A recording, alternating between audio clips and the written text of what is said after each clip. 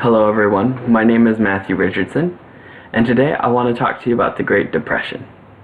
And so, how did the Great Depression earn its name? Well, before we get into that, I want you to think of a few questions. How would you have survived the Great Depression? How did America itself survive? There's little to no work, there's really no food, so how did we survive?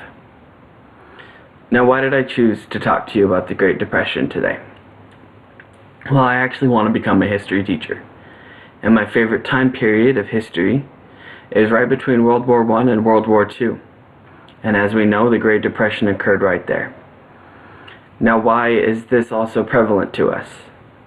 Well, as we learned from the Great Recession recently, that we're still working our way out of, and most economists and historians believe that we could hit another depression or another recession. So this proves that history is cyclical. So we could hit another recession or another depression. So it is something that we should be informed about in order to know how we can survive and thrive through it. The main things that we will talk about today is how the occurrence of the Dust Bowl made the Great Depression even worse, how the banking panic and government ineffectiveness made the Great Depression last even longer. And then finally, we will discuss the long, hard road to recovery that brought us out of the Great Depression. So first, how did the Dust Bowl affect the Great Depression? Well, we know that the Dust Bowl affected over 150,000 square miles, and it affected areas from Texas, Oklahoma, out to New Mexico and to Colorado.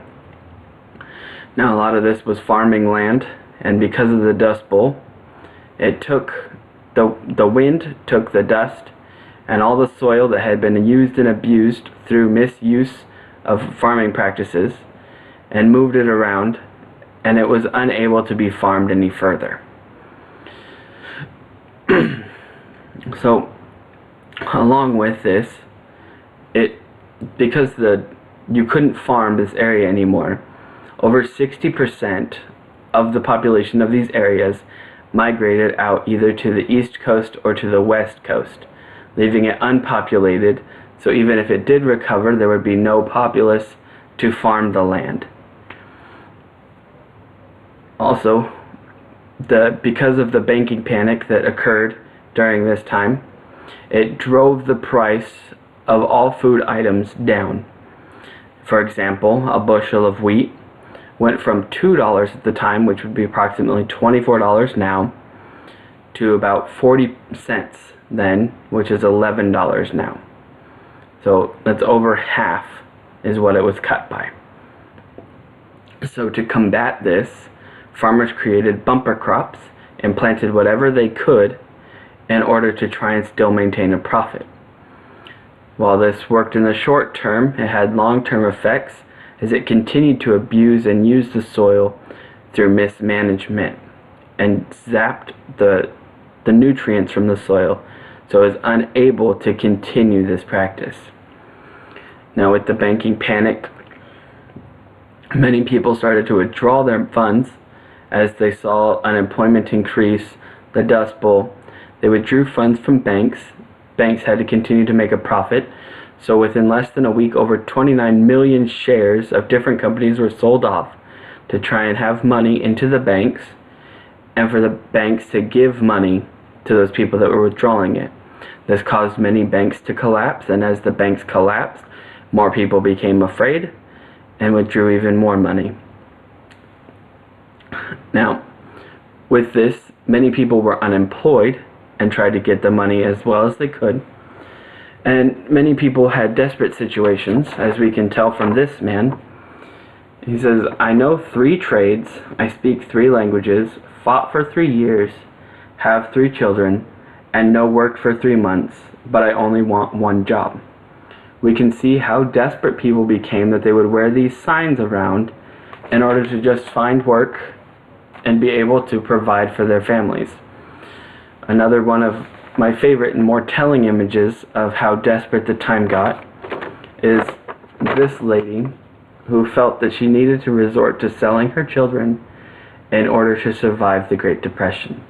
Now, many of us couldn't even have the thought of selling off our children, but this lady felt that it was her only recourse, and that for her to survive the Great Depression, she would need to do this.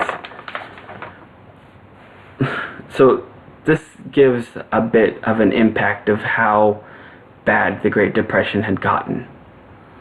Now, moving to government ineffectiveness, we see that, and this is a quote, "In the 3 years of Herbert Hoover's presidency, the bottom had dropped out of the stock market, industrial production had been cut by more than half.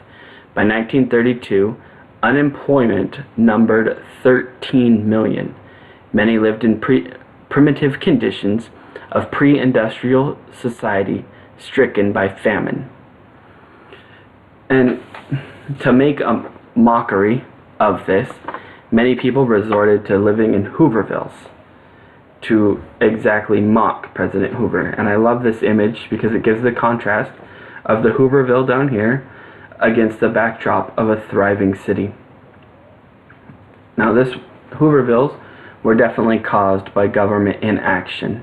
The government did not want to impact society, as Herbert Hoover, the president, and his party believed at the time that the government did not serve the people, but the people served the purposes of the government. Now, the only thing that Hoover tried to do was impact society through an act called volunteerism.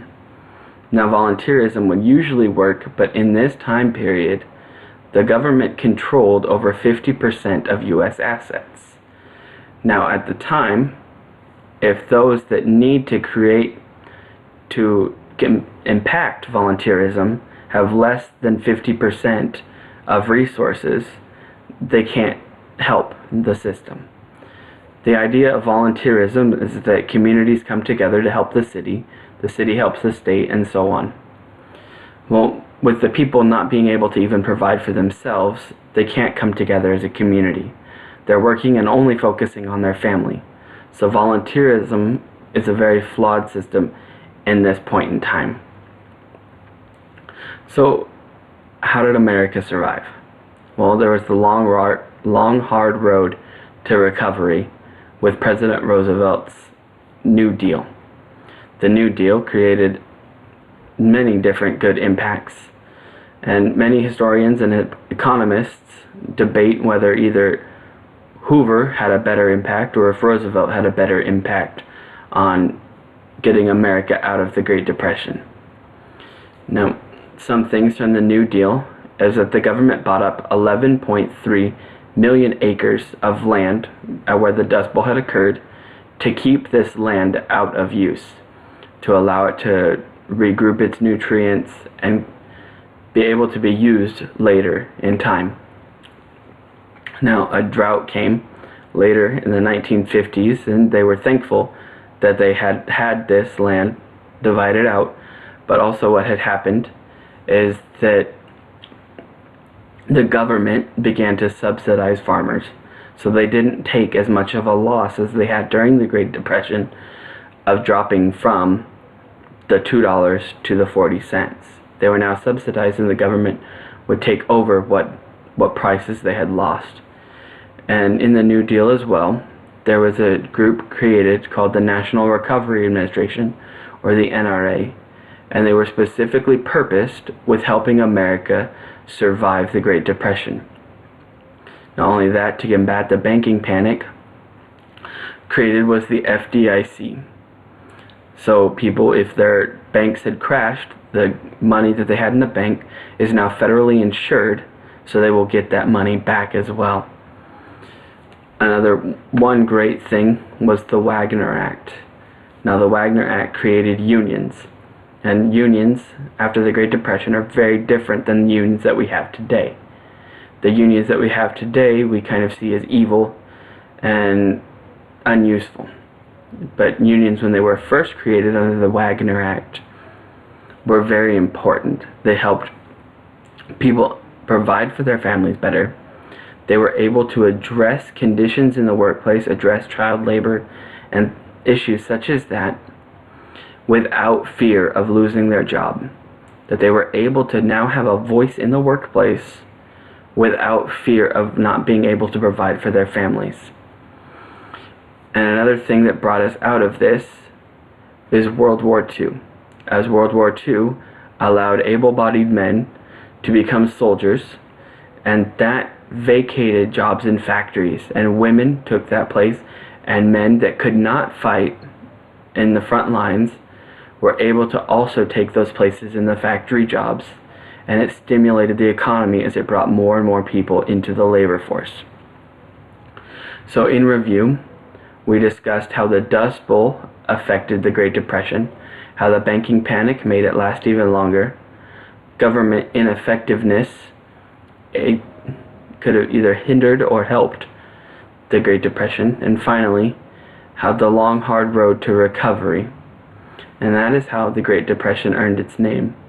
And from this, we understand that America not only can survive, but also can thrive through if there's another recession or another depression.